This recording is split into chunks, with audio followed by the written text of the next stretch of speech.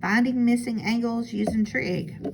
All right, so on finding missing angles, we will have two sides given and an angle that's, we don't know what the measurement is.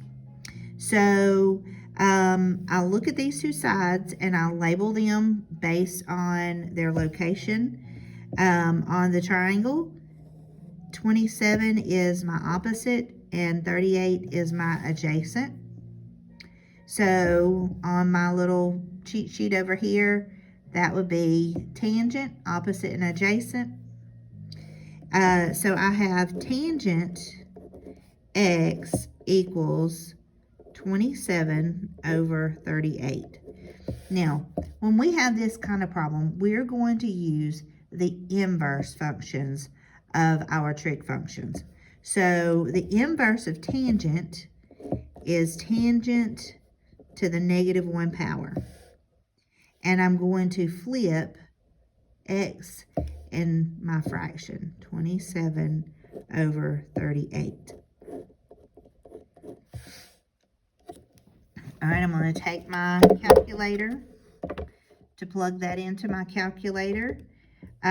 First thing I want to show you is here, above my sine, cosine, tangent, is my inverse. And to get that, I would mash the second button. Now, some of you, especially if you're doing this on a computer, or if you are doing this on a Droid phone, you will find that it will call it arc tangent, A-R-C. That's the same as, or arc sine, arc cosine, that's the same as the inverse, okay? So, to put this in my calculator, I'm going to say second tangent, that gives me my inverse, and then I put in 27 divided by 38. I close my parentheses and hit equals. And that answer is 35.4. Now, on your assignment for this in Delta Math, sometimes it will ask for the nearest tenth of a tenth of a degree.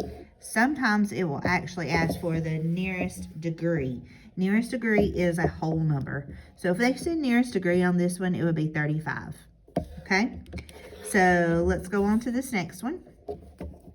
I'll move my little sheet on down with me. Now remember, on your test, you can use your notes. So here I have, in relation to the x, I have the hypotenuse and I have the adjacent. I'll look at my little cheat sheet here. Which one of these has adjacent and hypotenuse? That is my cosine.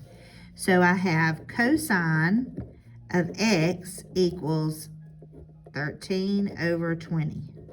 Adjacent over hypotenuse. Okay? I do this the same exact way. I'm going to use my inverse of cosine.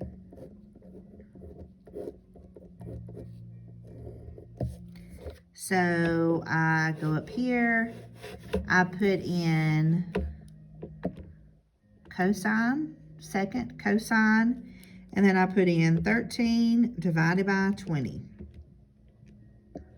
And that is 49.5. Rounded to the nearest tenth, that is 49.5. One last one. My angle that I'm looking for is here. So let's see what we have, what parts we have. We have our hypotenuse and our adjacent.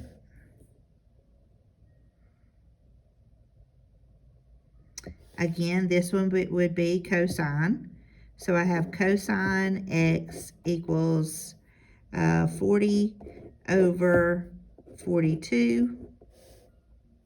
So cosine inverse of 40 over 42 equals x.